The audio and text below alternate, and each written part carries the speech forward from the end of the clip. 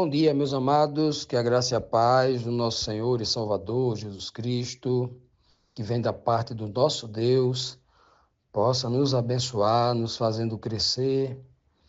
crescer espiritualmente, para que agrademos ao Senhor em tudo aquilo que nós falamos, fazemos, enfim, em tudo aquilo que nós somos, porque para isso nós vivemos. Amados, hoje, quinta-feira, vamos dar prosseguimento aqui à nossa lição bíblica diária.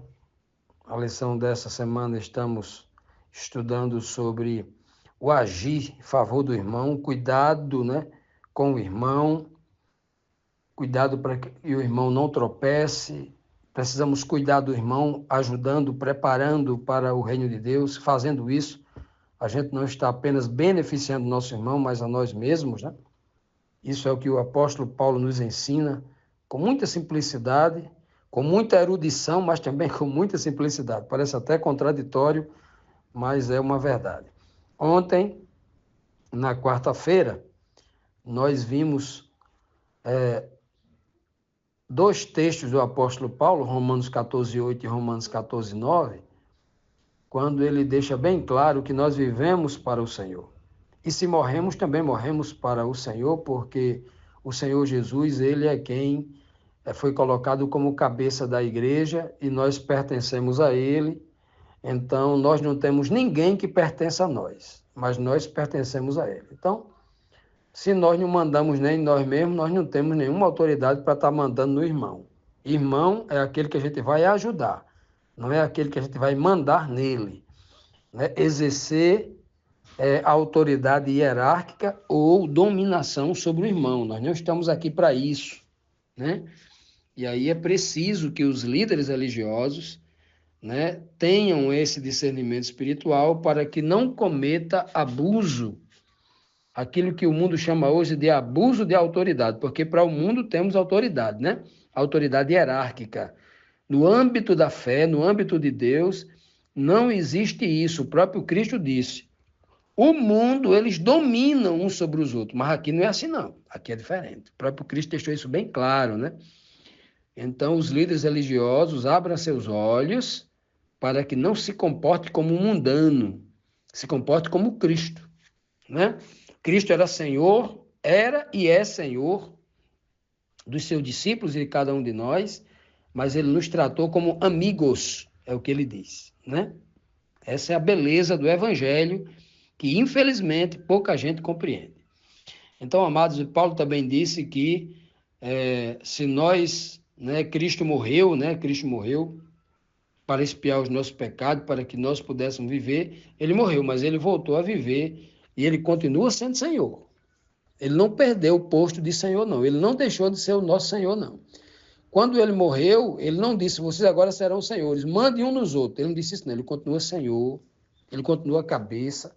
Ele não deixou de ser cabeça e não colocou ninguém, nenhum de nós, como cabeça da igreja. Ele é o cabeça da igreja, né?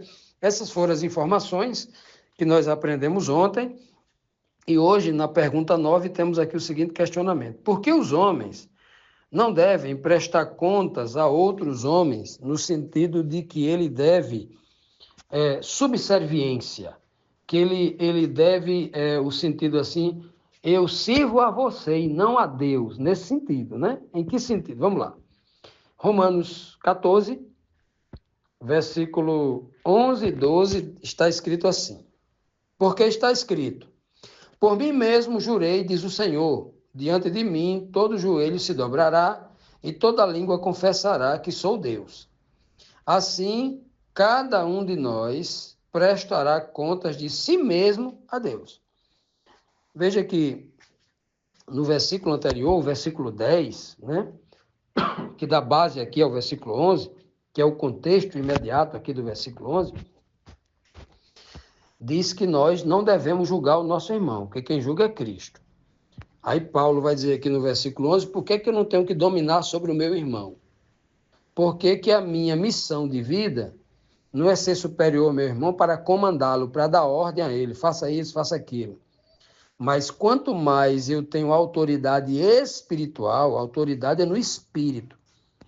O que é autoridade para Deus? Autoridade espiritual é aquele homem que obedece a Deus e que se consagra. Quanto mais ele obedece a Deus, quanto mais ele cumpre a palavra de Deus na sua vida, quanto mais ele se consagra e se santifica a Deus, mais ele tem autoridade. Não tem nada a ver com título. Quem gosta de dar título às pessoas para dizer que eles são autoridades são os homens. Mas Deus não capacita ninguém ou investe ninguém de autoridade dando título, não. Isso é coisa dos homens. A autoridade que os homens têm vem pela santificação, pelo crescimento, por sua edificação espiritual. É diferente. Completamente diferente, né? Então, quando o apóstolo Paulo diz aqui que nós não podemos estar julgando, dominando sobre o nosso irmão, porque Cristo é quem faz isso, foi ele que morreu, foi ele que se tornou Senhor, o Pai o fez Senhor, né? O texto lá de Atos 2,36 é claro, Deus o fez Senhor e Cristo com o seu Filho. Então é ele somente, ele é o cabeça, feito por Deus. Assim como Deus é o cabeça de Cristo, Cristo é o cabeça da igreja. O texto que Paulo fala é muito claro também sobre essa questão, né? Para que ninguém tenha dúvida. Então ele está dizendo, sabe por que você não deve julgar seu irmão? Porque todos os homens comparecerão diante de Deus para serem julgados. E ali, olha, todo joelho se dobrará. Se existe algum líder religioso que pensa assim, toda a humanidade vai comparecer diante de Deus, mas eu vou estar lá também. Mas eu sou o único que não vou me ajoelhar diante de Deus, porque Deus vai dizer para mim assim, ô meu líder, meu pastor, fica aqui do meu lado, você não vai se ajoelhar não, porque você é superior aos outros, fica aqui. Todo o povo aí agora se ajoelhe, perante mim, perante meu filho, perante esse pastor aqui que foi ungido lá na terra. Tem gente que pensa que é assim. Tem gente que vive aqui na terra, comandando igreja, achando que vai ser assim. Ele sente que é superior aos outros. Esse espírito, repito, ele não vem de Deus. Esse espírito é do diabo, tem nada a ver. O espírito de Deus, o mesmo espírito de Cristo, é o espírito de humildade. Como o próprio Cristo disse, o maior para Deus não é aquele que tem título, é aquele que serve. Então, seja o menor aqui, seja o mais humilhado, aquele que mais serve para as pessoas, seja o garçom das pessoas, e aí você será o maior para o reino dos céus. Diante de Deus, o maior é esse. Né? Não é que a gente vai estar buscando, vou se vir aqui para ser o maior lá, porque quem tem esse espírito está errado do mesmo jeito, está buscando ser maior. O servo de verdade, ele não busca ser maior, ele está preocupado somente em servir, está preocupado em o bem dos outros. Quem vai dizer no coração, o coração de Deus é quem vai dizer, aquilo ali realmente é grandioso para mim.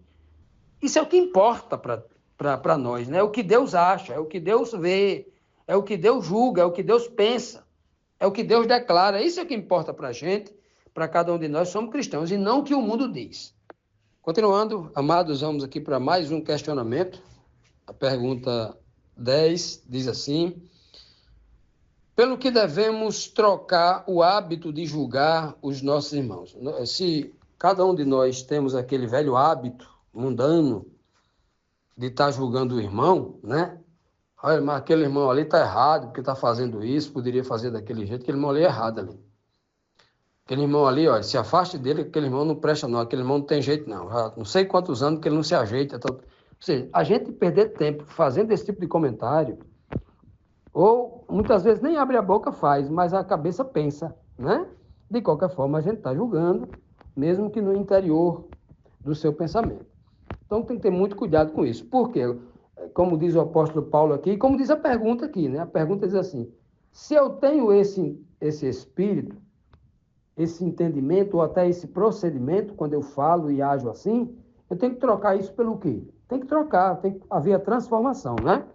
Vamos ver aqui, Romanos, capítulo 14, o versículo 13, diz assim: portanto, deixemos de julgar uns aos outros. Em vez disso, olha a troca aqui, ó. Em vez disso é a troca. Em vez disso, façamos o propósito de não colocar pedra de tropeço ou obstáculo no caminho do irmão. Que coisa linda, olha só. Se hoje a igreja tem aquela velha prática, eu vou tomar um café, um suco, um jantar, um almoço na casa ali do irmão, vou tomar um copo d'água, vou fazer uma prosa lá com o irmão, e vou passar lá e vou me deter um tempinho e vou lá falar daquele irmão lá, falar daquele outro irmão. Vamos nos reunir naquela casa ali, a gente não tem o que falar. Eu não estou lendo a Bíblia para poder levar o assunto da Bíblia que eu li ontem, né? Então, assim, eu não fui tocado quando estava orando e tal, então eu não tenho que conversar com aquele irmão porque eu não tenho uma relação com a Bíblia, de exame profundo da Bíblia, não tenho uma relação de oração com Deus, então o que eu tenho para falar é da vida dos outros. E aí eu vou julgar, né? Primeiro a fofoca, né? Depois a maledicência, vai falar mal do irmão, depois disso só vem uma coisa, julgar o irmão. Primeiro começa com um simples comentário. E muitas vezes esses comentários são verdadeiros, porque o irmão realmente demonstrou aquilo, ou o irmão realmente está fazendo aquilo, mas não ajuda. O que é que ajuda o irmão? É eu dizer que aquele irmão que realmente ele chegou na igreja e falou aquilo que não devia, ou fez aquilo que não deveria fazer, porque não trouxe harmonia na igreja, não trouxe comunhão. O que eu tenho que fazer agora é apedrejá-lo, persegui-lo, condená-lo, julgá-lo? Não resolve. O que tem que fazer agora? Né? Ao invés de falar dele para outro irmão ou julgá-lo na minha mente, eu preciso ajudá-lo. Que é o que Paulo está dizendo aqui. O que é que a gente deve fazer agora? Em vez disso, ao invés de perder tempo julgando uns aos outros, o que é que Paulo diz? Faça o seguinte, façamos o propósito, fazer um propósito conosco mesmo, né? Alguém ali que está no seu momento de comunhão com Deus, no momento em que ele está lendo a Bíblia, no momento em que ele está no seu devocional, lendo, meditando, orando, naquele momento ele faz um propósito consigo mesmo. Quando o Espírito de Deus toca no coração dele, naquele momento o Espírito de Deus vai tocar no coração de todo mundo para que faça isso. O tempo todo o Espírito de Deus está nos chamando a fazer isso. Então, o Espírito de Deus vai falar a sua consciência, dizendo assim, olha, faça alguma coisa por isso. Não adianta você estar reclamando, não. Isso está fazendo mais mal a você do que a ele, né? Então, não pode. Tem um pensamento que eu li recentemente, num livro de um grupo de psicólogos, né? Psicólogos assim, bem preparados, e eles têm lá uma frase que foi colocada no livro, falando sobre o perdão, que dizia assim, a raiva ou a vingança, né? É como a pessoa que tem raiva ou a pessoa que não perdoa o outro, a pessoa que quer julgar o outro, que não quer perdoar, ele quer julgar. É como se alguém tomasse veneno e esperasse que o outro morresse. É desse jeito. Então, quando Deus pede que a gente ajude o outro, que a gente perdoe e ajude para que ele não caia, não tropece. Olha, se eu vejo alguém na igreja falando uma bobagem e sei que se ele continuar daquele jeito ele vai se prejudicar mais ainda, eu vou condená-lo, expulsá-lo da igreja para ele não repetir aquilo, ou eu vou ajudá-lo para que ele não repita aquilo. Porque é melhor que eu condene e expulse ele da igreja, ou é melhor que ele se converta e se torne alguém sábio na igreja para ajudar outros que um dia pensam igual a ele. Olha, o melhor é você transformar o inimigo no amigo. O melhor não é você eliminar o inimigo, não. Porque se fosse assim, quando todos nós éramos inimigos de Deus, Deus poderia ter nos queimado, nos eliminado. Pelo contrário, ele enviou Jesus aqui para buscar os perdidos, ele deixou bem claro. Eu não vim aqui buscar justo, não. Eu vim aqui buscar e salvar o que se havia perdido, disse ele. É a nossa obra, é a mesma obra de Cristo e é a nossa hoje. Então, Paulo está dizendo assim, olha, tem algum irmão equivocado aí, ajude ele. Ajude, tira essa pedra de tropeço. Você está vendo que ele vai tropeçar lá na frente, que ele está falando bobagem, está fazendo bobagem. Vá lá e tira a pedra de tropeço. Fique julgando ele não, vá lá e tira a pedra de tropeço. Ajude ele a crescer, porque aí você vai ganhar um irmão.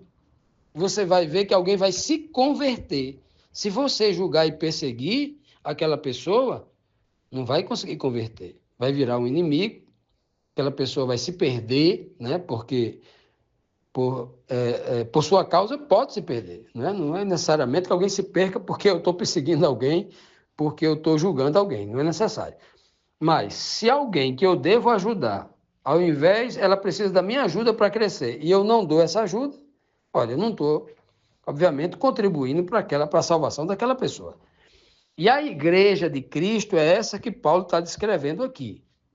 Ela precisa viver uns para os outros. A igreja ela não vive para ir no culto, no final de semana, à noite. Ela não vive para encontrar, para dançar, para comemorar, para comer, para beber, para se alegrar. Não. Isso aí é apenas o resultado de uma verdadeira comunhão e amor. A igreja vive, ela existe para ajudar uma ou outra. Esse é o propósito de uma comunidade. É um viver para ajudar o outro. É o resumo de tudo. Se formou-se uma igreja, ali formou-se uma família, onde as pessoas devem viver para ajudar uns aos outros. Esse é o verdadeiro sentido.